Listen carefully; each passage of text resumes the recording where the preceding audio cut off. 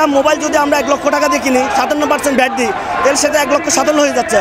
যিনি আমাদের উপদেষ্টা মন্ডল যিনি সাহেব তৈয়ব সাহেব, ওনার কোনো আইডিয়া নাই মোবাইল সম্পর্কে।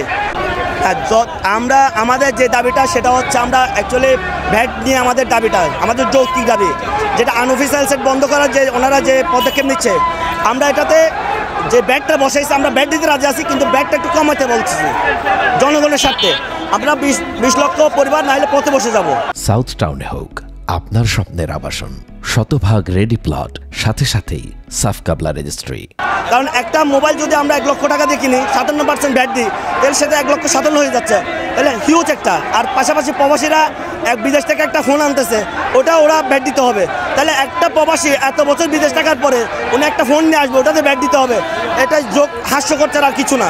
আমরা এটার বিরুদ্ধে কঠোর অবস্থান আছি। হ্যাঁ, আমরা সিন্ডিকেট মনে করতেছি। সরকার যে 9টা সিন্ডিকেটের সাথে চুক্তিবদ্ধ হয়েছে, ওদের যোগ সাজিশে এটা করা হচ্ছে।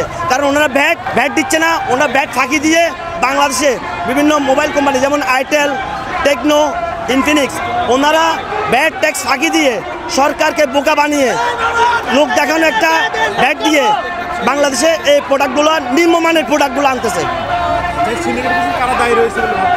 এইটার সাথে আমরা যতটুকু খবর পাইছি যে উপদেষ্টা মণ্ডলী জনাব তৈয়ব সাহেব ওনার বন্ধুকে একটা এক্সট্রা পাওয়ার দিচ্ছে, যারা বন্ধুত্বের খাতিলে উনি ওনাদের সাথে চুক্তি করতেছে, যা ওনার আইডিয়া নাই। যিনি আমাদের উপদেষ্টা মণ্ডল যিনি সাহেব তৈয়ব সাহেব, ওনার কোনো আইডিয়া নাই মোবাইল সম্পর্কে। তো উনি করতেছেন ভ্যাট ট্যাক্স দিয়ে। আমরা হাস্যকর আর কিছু না। হ্যাঁ, আমরা এর আগে একটা শান্তিপূর্ণ একটা মানববন্ধন করেছিলাম, আপনারা দেখেছেন। আজকে আমাদের দাবিটা যদি পূরণ হয়, আমরা সবাই আমাদের যৌক্তিক দাবিগুলো পূরণ হলে আমরা যে যার ঘরে চলে যাব। আমাদের কোনো রকম বিশৃঙ্খলা, আপনি দেখতেছেন এখন কোনো বিশৃঙ্খলা নাই। আমরা আমাদের মতো শক্ত অবস্থানে আছি। সরকারের যারা উপর লেভেলের লোকেরা আছে ওনারা আসুক, আমাদের যারা সিনিয়র বাইরে আছে ওনাদের সাথে কথা বলুক। এটা আমরা যে সমঝোতা, আমরা ঝগড়া চাই না।